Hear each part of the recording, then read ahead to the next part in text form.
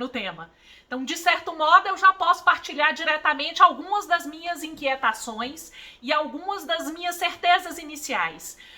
Primeiro, doutor Rafael, eu gostaria de aquecer com a sua observação no sentido de que a reforma já começou.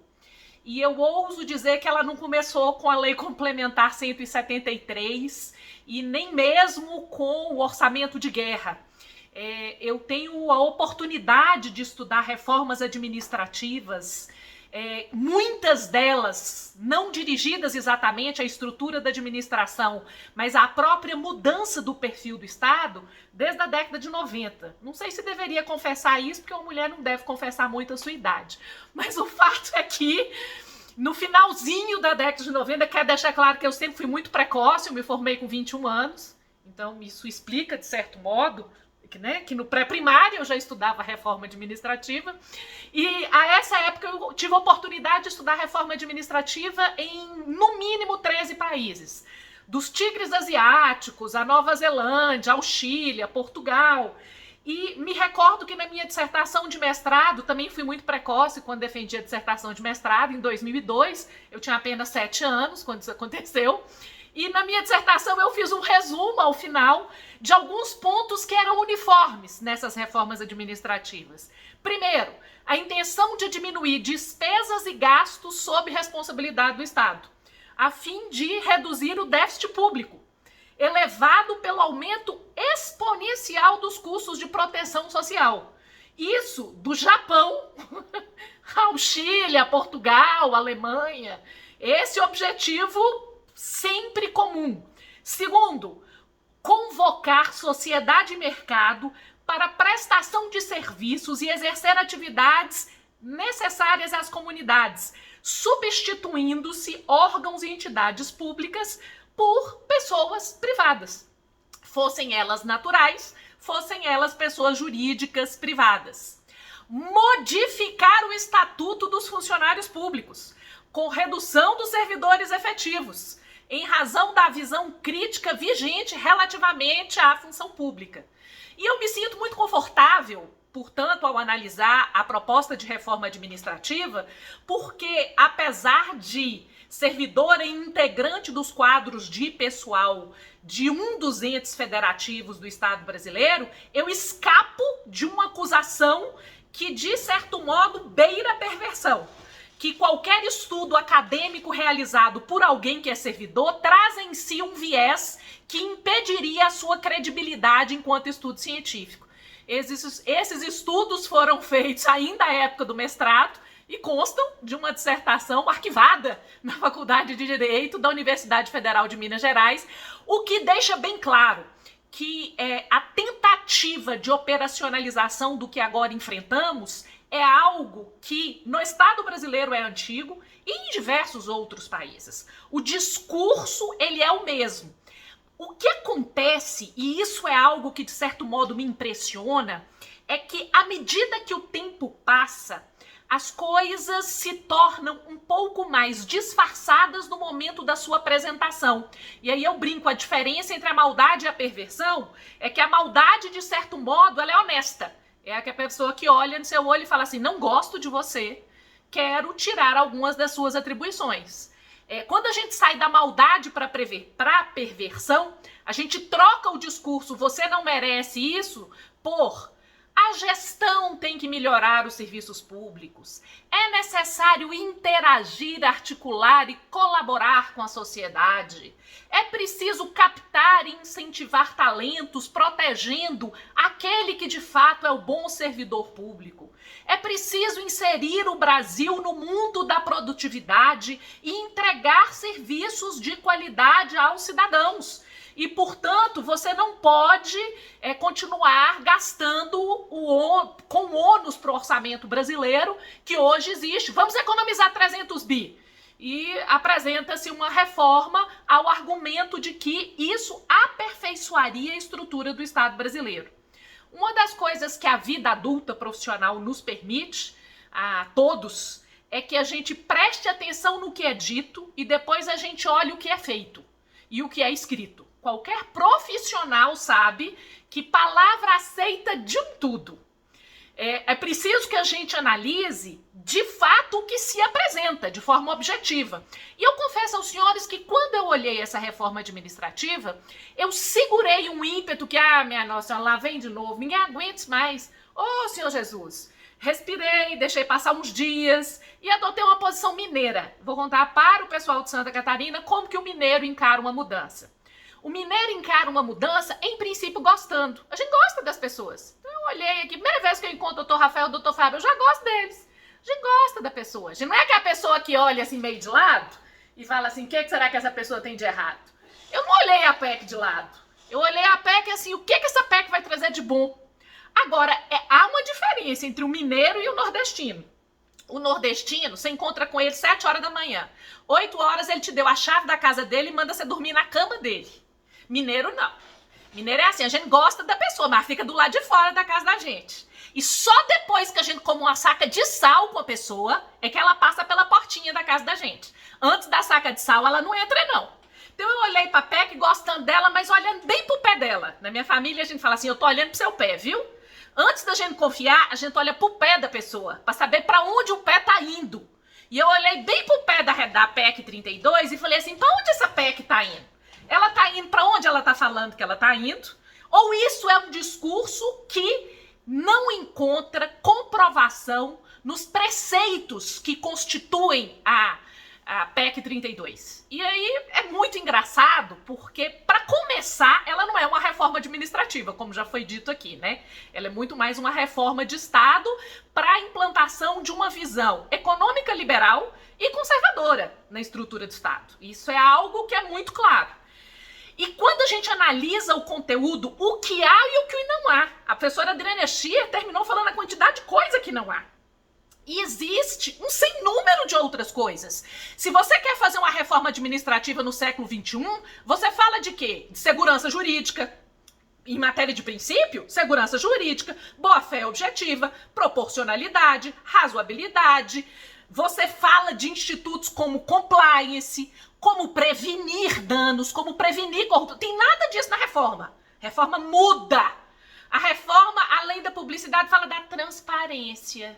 Ela usa expressões equivalentes, copia uns nomes bonitos do direito comparado, então pega institutos que fazem sentido em outros países, como Itália, como Portugal, da unidade e da articulação. Isso é lindo em Portugal, que é um Estado unitário. Nós temos um Estado federado. Como que vai ser isso? E aí a gente começa a perceber que a reforma, ela mantém um vício das reformas administrativas anteriores e ela traz uma novidade. Tem 2 jeitos de você fazer reforma administrativa. Primeiro, eu chamo de a reforma colcha de retalhos. A reforma que a gente tentou no final da década de 90 era uma reforma colcha de retalhos. A gente pegava ali a Agência Reguladora Norte-Americana, a PPP da Inglaterra, o contrato de gestão da França, as organizações sociais e depois viraram OCIP de diversos países, como por exemplo também o Reino Unido. Misturou um pouco a PPP com a PPP do Chile e de Portugal. E a gente foi costurando uma colcha de retalhos. Essa reforma, ela é pouco coxa de retalhos. E ela é mais jabuticaba. Ela é jabuticaba porque ela inventa categorias novas. E quando você inventa categorias novas, você tem uma grande vantagem. Você despreza séculos de conhecimento científico.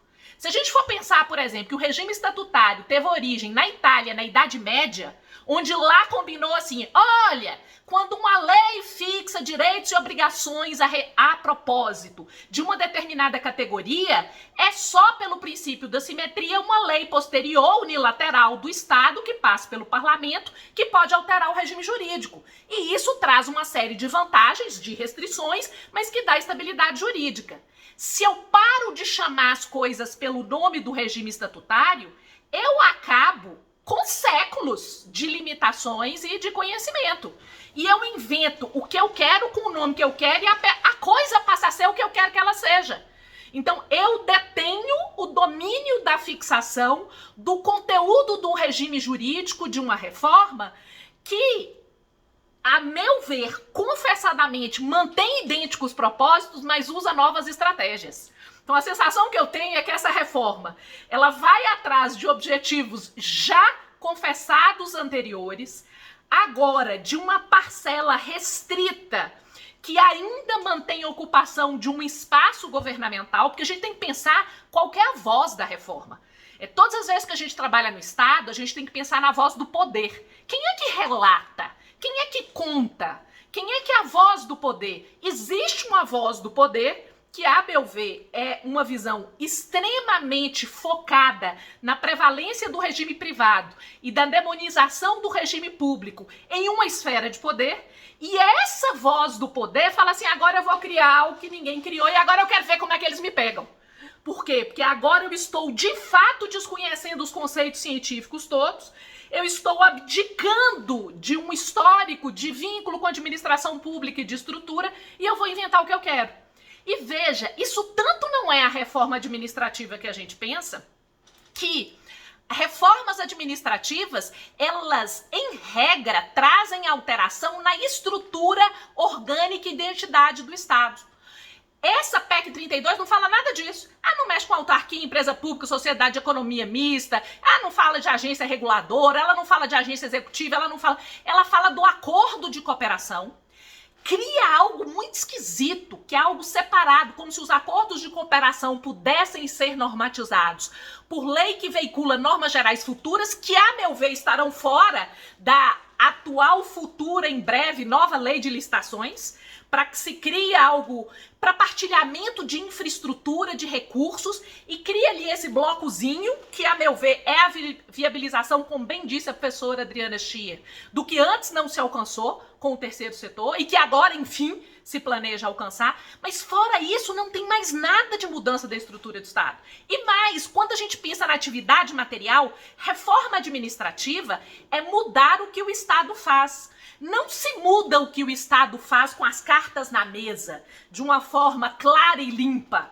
Então, vamos imaginar, se fala na alteração dos serviços públicos? Não, não se fala. Se fala como é que vai ser o fomento? Não, não se fala. Se fala como que vai ser poder de polícia? Não, não se fala. Mais uma vez, a meu ver, isso é um pouco da perversão.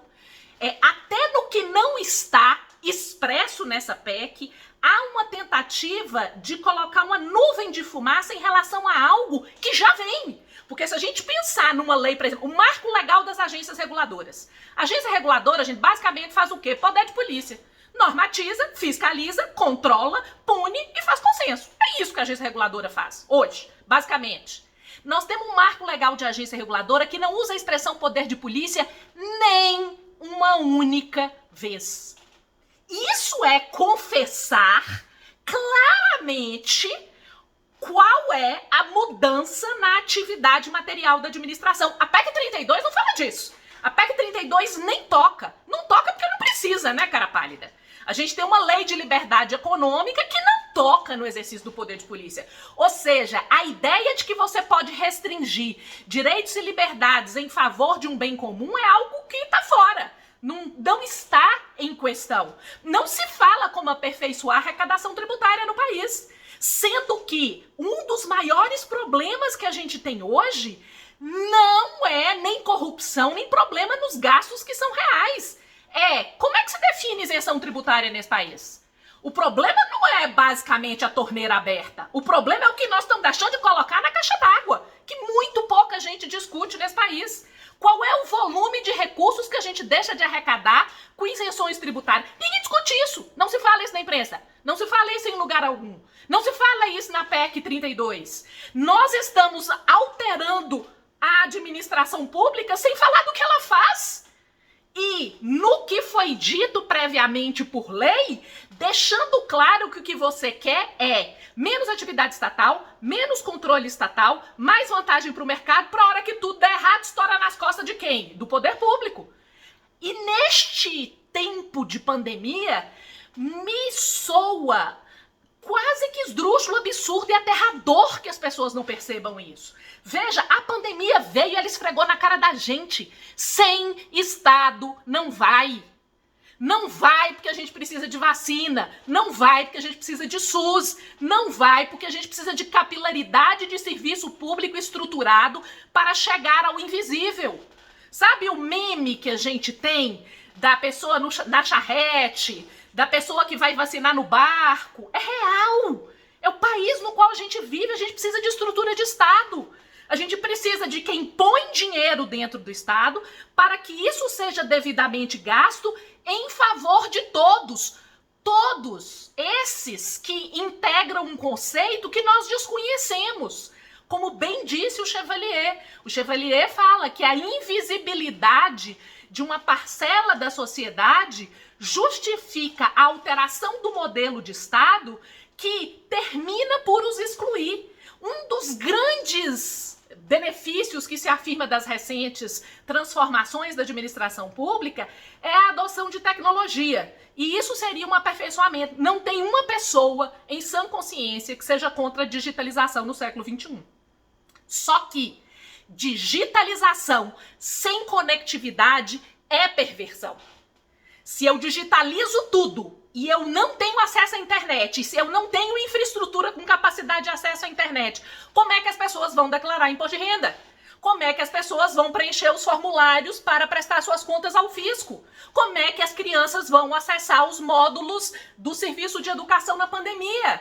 Nós não discutimos o básico. E aí essa PEC vem, e é onde eu queria chegar, e com essa reforma que não cumpre as etapas, que não, de fato, representa aquilo que é necessário em face da reforma, ela muda os vínculos da estrutura da administração.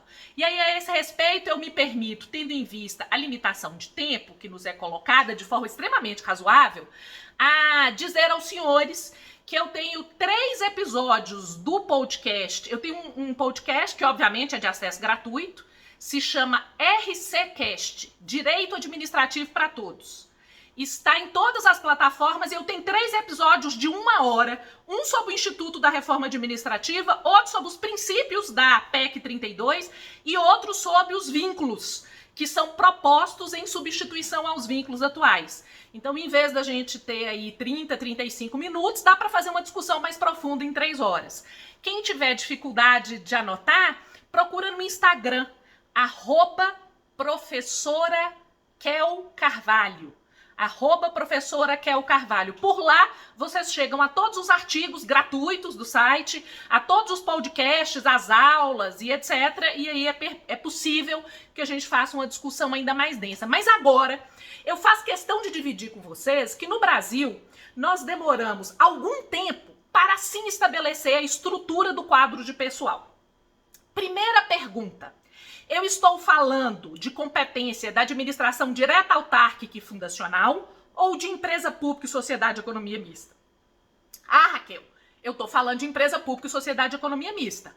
Ótimo, então você está falando do regime de emprego público, que nos termos do artigo 37.2 exige prévia aprovação em concurso público, de provas ou provas e títulos, com discussão depois de longos, mais de 30 anos, da Constituição de 88 até um pouco antes de 2020, a respeito de quem tem estabilidade, quem não tem. No início não dava estabilidade para ninguém, depois dava para uns, enfim o Supremo falou. Até a emenda constitucional 41, os empregados públicos tinham estabilidade. Da emenda constitucional 41 para frente não tinham. Ou seja, em relação aos empregados das empresas públicas, sociedade de economia mista, a gente definiu. Hoje aprova em concurso, não tem estabilidade, mas tem que dar algum tipo de ampla defesa e contraditório para que se apure a veracidade dos motivos e se cumpra a exigência de motivação. Décadas de discussão para chegar aí. Chegou, ótimo. Ah, não, Raquel, não tô falando de empresa pública, sociedade de economia mista, não. Tô falando do grosso. Administração direta, autárquica e nacional. Ótimo. Segunda pergunta que a gente faz hoje. A atribuição é permanente, contínua ou ela é temporária? Aí ela é temporária, ela é de um projeto que vai durar 2 anos por causa da pandemia. Ótimo. A lei daquela esfera federativa especificou como caso de contratação temporária aquela hipótese extraordinária com determinabilidade temporal do vínculo.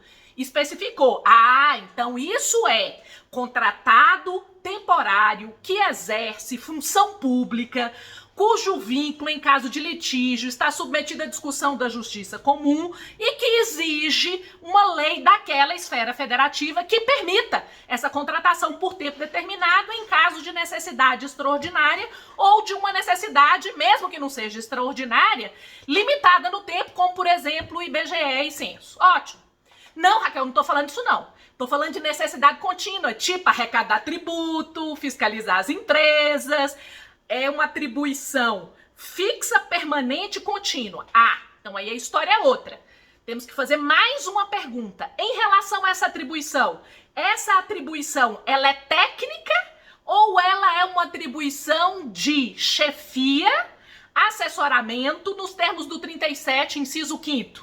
Ah, não, ela é direção, chefia ou assessoramento. Ah, então se é direção, chefia ou assessoramento de uma atribuição contínua de um órgão da administração direta, autarquia ou fundação, o conjunto de atribuições virá num cargo comissionado, que não exige concurso, porque é direção, chefia e assessoramento, livre nomeação e livre exoneração.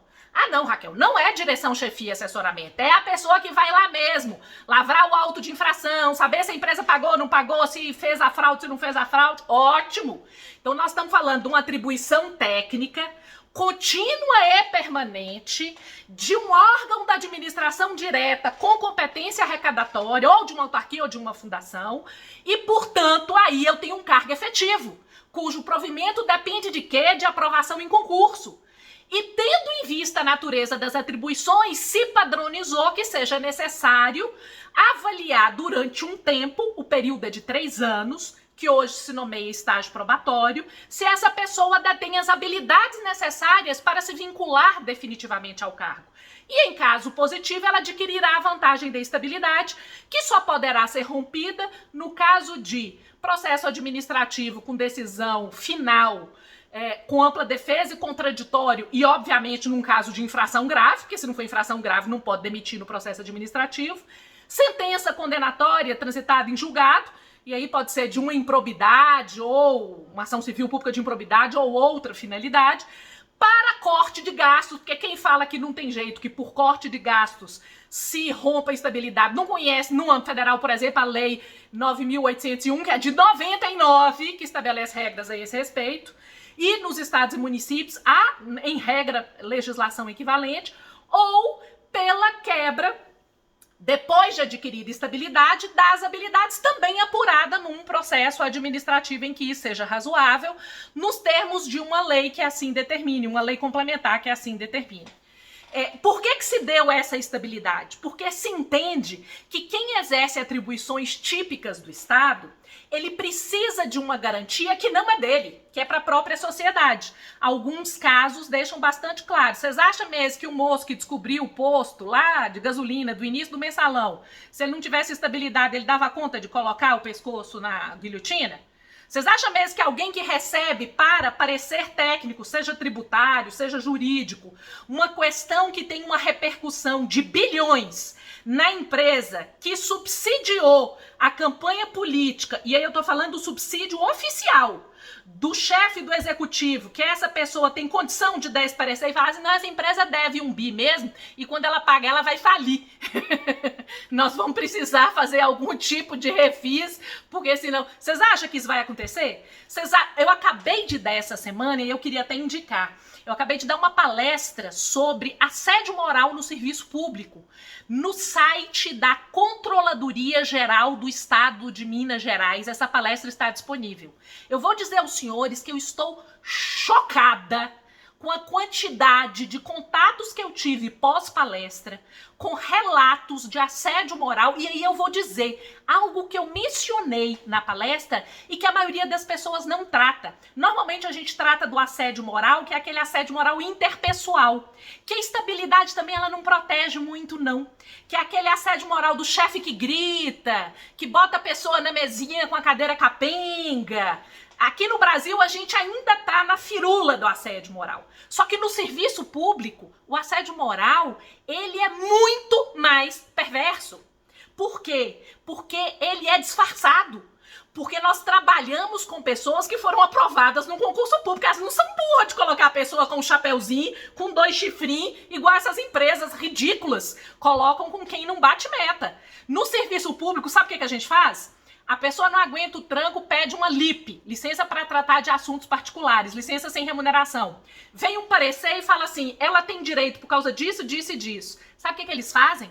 Eles pegam as razões pelas quais o parecer entendeu que a pessoa tinha direito à licença e muda a norma para que a pessoa não tenha mais aquele direito. É o que eu chamo de assédio moral institucional. O efeito dele é individual, numa pessoa. Mas você faz isso muitas vezes mediante a abstrativização da norma com base em que o gestor vai atuar. A coisa vem toda disfarçada com uma aparência de legalidade, de melhor interesse público, de vamos cumprir metas. Eu passei por uma experiência que no dia, eu confesso aos senhores, eu tive um acesso de riso. Chegou uma proposta de acordo de resultados com os servidores que a gente tinha que estar disponível 7 dias por semana, 24 horas por dia por WhatsApp, só pena de infração grave. Eu falei, uai, gente, mas eu acho que a escravidão acabou. Essa parte da escravidão, a gente poder descansar assim, hein? Nem no final de semana?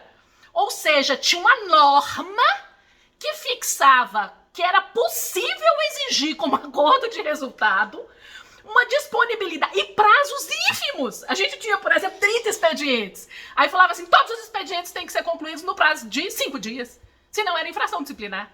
Aí, o que você faz? Promoção, tudo escrito. E depois dessa palestra de assédio moral, eu fiquei impressionada com o nível de requinte que as coisas vêm assumindo, sempre com um discurso inclusivo. É curioso como que na realidade do Brasil, a gente tem um movimento de ogrização, que é cada vez uma coisa mais ogra, violenta e chocante, com um discurso é assustador, porque não é crível o discurso que se monta, que é o discurso para disfarçar a perseguição ogra. Você fala, será que as pessoas supõem que todo mundo é idiota? Que ninguém é capaz de perceber o que está acontecendo? E veja, numa estrutura dessa, o mínimo que se quer é estabilidade. Aí vem a PEC vem e fala assim, agora funciona assim, vou contar pra vocês. Tem esse negócio assim, regime estatutário, cargo efetivo e comissionado. Regime de emprego público eles não mexem não. Tá tudo ok, fica como tá. Contratação temporária, lá do artigo 37, inciso 19. Aí eles vêm e falam assim, não é assim mais não, agora vai ser assim. O que era cargo efetivo corresponde a 2 categorias. Chama cargo típico do Estado e cargo com vínculo por prazo indeterminado. Primeira pergunta que as pessoas fazem, para que eles fazem essa divisão? Já vou contar, já vou economizar. Porque estabilidade vai ser só para o cargo típico do Estado. Cargo com vínculo por prazo indeterminado não terá estabilidade. E ainda tem uma outra diferença. O cargo típico do Estado dá estabilidade, mas proíbe cumulação com qualquer outra atividade. Qualquer outra. Inclusive atividade privada. Então, os novos, por exemplo, vamos supor que amanhã tem uma outra Raquel Carvalho dentro de uma advocacia pública. Não pode dar aula. Não pode, se eu quiser aprender a fazer unha e fazer a mão como atividade, não posso. Eu adoro tocar piano. Se eu quiser tocar piano no bar do crush, não pode tocar piano no bar do crush. Por quê? Porque não pode nenhuma outra atividade. E aí é muito clara a proposta que a PEC fala. Ela vira para o servidor e fala assim, você quer uma atividade típica do Estado, que a gente ainda não sabe quem é, como bem foi dito aqui, não está prescrito na PEC quais serão as atividades típicas do Estado. A gente tem algumas pistas na Constituição, então pelo que a Constituição já regra em relação a algumas competências, mas fora isso vai ser tudo determinado depois, um grande balaio, Kinder Ovo, né? Só depois que abrir que vai saber o que está dentro. Mas aí a gente vai virar para essas pessoas e falar assim, você quer estabilidade? Se você quiser sua estabilidade, me dá sua alma. Porque olha que coisa perversa. Essa pessoa ganha estabilidade, mas ela não pode fazer nada fora. Então ela nunca vai poder saltar fora do serviço público. Ela não tem o regra 2. Ela não tem a saída de emergência. Porque ela não tem nenhuma outra atividade que é compatível. Então ela vira refém do serviço público. Já aquele que estiver num cargo de prazo por vínculo indeterminado, ele não tem a estabilidade. E aí ele pode acumular do jeito que ele quiser, só precisa de compatibilidade de horário. A sensação que eu tenho é assim, faz o que você quiser aí, do jeito que você fizer tá bom, eu não quero você mesmo. Arruma mais 3 empregos fora, quanto pior você fizer o serviço público, é melhor. Eu não estou falando que isso vá acontecer. Eu estou falando que é uma estrutura que permite procedimentalmente que isso ocorra. Que alguém que obtenha estabilidade de fato não consiga nada como alternativa na hipótese de eventualmente não suportar uma pressão a despeito da estabilidade. E que quem não tenha estabilidade, a saída dele, na medida em que o que se pensa, inclusive, é o achatamento da remuneração, porque a única coisa que, confessadamente, se pensa em proteger é a elite da administração pública federal. Confessadamente, o ministro da Economia falou que 39 mil é muito pouco para os gênios que pensam na cúpula do Estado. Até parece que não sabe que um secretário de município ganha 4 mil por mês, 5 mil por mês. Você não consegue uma remuneração maior. Isso o secretário, fora as pessoas que estão lá na ordenação de despesa. E aí você vira para essa pessoa e fala assim, quanto pior você fizer seu serviço, melhor. Vocês percebem que isso é uma construção de um serviço público ruim, cada vez pior, para cada vez mais a gente ter argumento para não ter estrutura de Estado? E aí no processo de concurso público eles pegam uma experiência que é da área militar e já aconteceu no Rio de Janeiro, que é uma última etapa que em alguns é chamado de curso de formação. Que faz sentido na área militar, por quê? Porque antes da pessoa exercer o cargo, a função militar, ela precisa aprender determinadas habilidades que antes de passar pelo treinamento ela não tem. Tipo, atirar. Ninguém entra na polícia sabendo atirar. Você entra, faz o curso de formação, no curso de formação você faz o treinamento de tiro e aí, em sendo aprovado, você se torna um servidor militar. Ok, faz sentido. Em relação às demais atividades do Estado, as habilidades podem ser adquiridas previamente antes do concurso, que é o processo seletivo. E transformar esse vínculo de experiência como um momento em que você vai escolher, de acordo com a lei, aqueles que têm o melhor desempenho satisfatório. Que melhor, que desempenho, que satisfatório. Unidu, unite, salamé, mingue, quem puxar mais um meu saco, vou escolher você. Porque vai ser mais ou menos isso. Uma pessoa, por exemplo, que estude direito administrativo, seja firme e inflexível. Eles colocam na minha avaliação que eu sou muito firme e inflexível. Esse pessoal é apegado com a Constituição. Vocês acham que uma pessoa dessa vai ser escolhida no vínculo de experiência? Mas não entra mais nunca na estrutura de Estado. Vocês acham que um fiscal de tributo que não aceita tirar um processo da base e colocar em cima, ele vai passar no vínculo de experiência? Mas não vai virar nunca servidor do fisco. Ou seja, a gente transforma o vínculo de experiência numa confessada subjetivação possível na eleição do concurso, que já não é um espetáculo. Vamos combinar.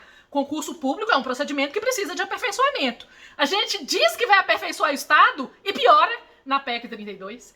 E aí nós temos 2 grandes problemas. 1, cargo de liderança e assessoramento. 2, a antiga contratação temporária que passa a se chamar vínculo por prazo determinado. Presta atenção.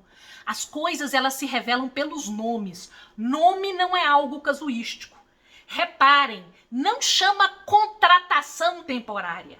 Chama vínculo por prazo determinado. Sabe o que eles estão querendo acabar? Com tudo que vem antes. Por quê? Porque em relação à contratação temporária, nós demoramos 3 décadas discutindo no Supremo, para o Supremo falar, olha, não é possível que se tenha contratação temporária para demanda permanente que não seja mensurável num projeto transitório. É preciso que se respeite a necessidade de lei específica de cada nível da federação.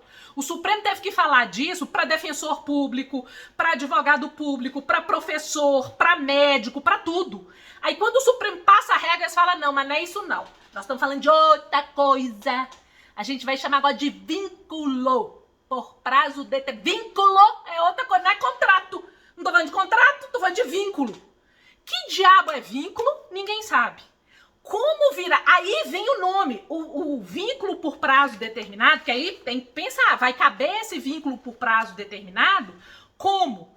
Aí eles falam, mas a PEC é muito boa, só está muito implicante. A PEC fala que pode ter um processo seletivo simplificado para esse pessoal de vínculo por prazo determinado. Ó, doutora, tem até processo seletivo simplificado.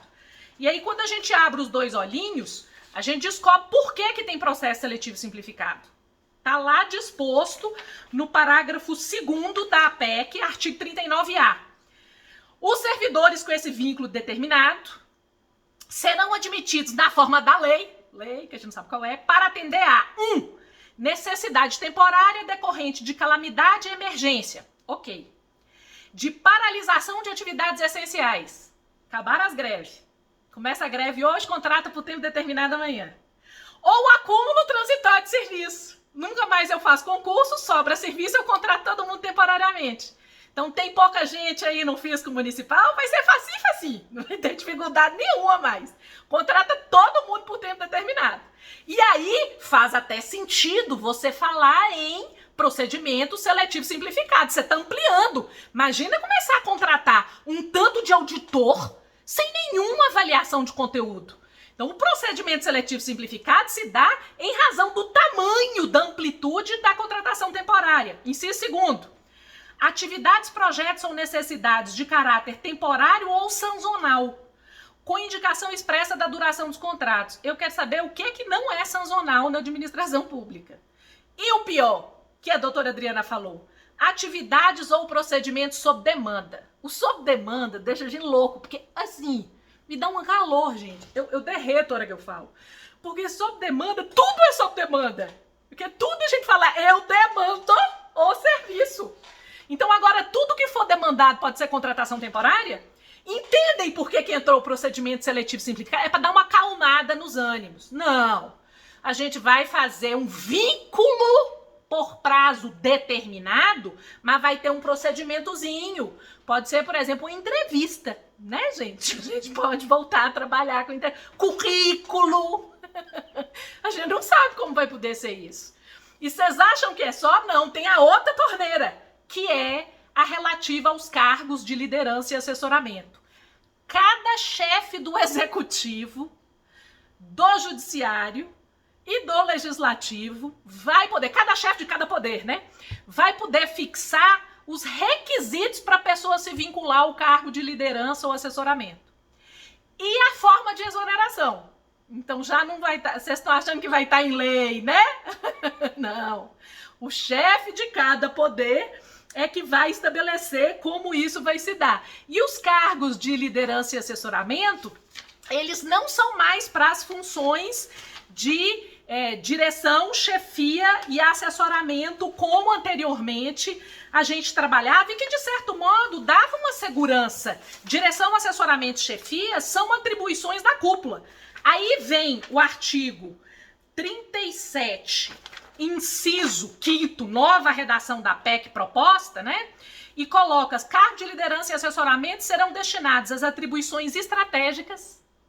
O que é atribuição estratégica? Pergunto eu, respondo eu.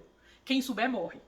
2, gerenciais. Atribuição gerencial vai ser cargo de liderança e assessoramento ou técnica. Por exemplo, assim, vamos imaginar, a atribuição de um auditor do fisco, ela é técnica. Vai poder ser por cargo de liderança e assessoramento? Vai. Isso significa que vossas senhorias são categoria em extinção. E aí as pessoas podem falar assim: doutora Raquel, a senhora está muito apavorada, mas quem já está dentro do serviço público está salvo. Porque não vai pegar, não, esse falar pra gente, que a gente está tudo fora das mudanças.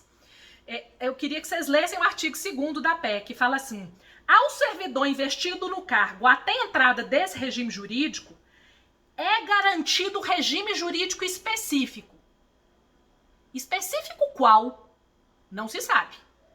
Assegurados: 1, estabilidade. Então a estabilidade fica para quem já está. 2, a não aplicação de algumas das regras do 37. Inciso 8º, alíneas A e I, que é uma coisa da acumulação. E os demais direitos previstos na Constituição. Então, sabe os direitos que a Constituição dá? Você tem. E assim, a estabilidade você tem também, e é só. O resto que o povo tá falando assim, nós estamos todos seguros, não tem a menor perspectiva de alteração. Eu confesso que eu já li a PEC umas 453 vezes atrás desse dispositivo que deixa todo mundo a salvo. Eu ainda não encontrei, não. E prestem atenção numa coisa. Algo é o que se diz, outra coisa é o que é. Para encerrar, eu vou utilizar uma poesia do Afonso Romano de Santana, que me serve muito de inspiração em momentos como esse. E eu gostaria de fazer isso para convocá-los ao exercício das nossas responsabilidades. Uma coisa é um país, outra um ajuntamento. Uma coisa é um país, outra um fingimento. Uma coisa é um país, outro um monumento. Uma coisa é um país, outra o aviltamento. A verdade é que muitos de nós, e aí eu digo, por medo, esperança, covardia, temor reverencial, nós nos sentimos aviltados. Aviltados como aqueles que servem ao público. Não como missão. E aí eu divido com os senhores um receio. Eu tenho muito medo de todo mundo que fala que tem missão. Esse povo que tem missão é o povo que rasga a Constituição sem atravessar a rua. A gente tem que ter missão, não. A gente tem que ter propósito. Porque propósito é o que faz a gente acordar todo dia de manhã e não desistir. Mesmo que não adiante. Não é para adiantar que a gente faz o certo. A gente faz o certo porque ele precisa ser feito e às vezes o que nos cabe é resistir com dignidade. O Afonso Romano de Santana escreve: nada, nada congemina a mão leve do político com nossa dura rotina. O salário que nos come e nossa sede canina. A esperança que emparedam e a nossa fé em ruína. Nada, nada congemina a placidez desses santos e nossa dor peregrina. E nesse mundo às avessas, a cor da noite é obsclara e a claridez vespertina. Que a gente siga em direção à luz. Muito obrigada.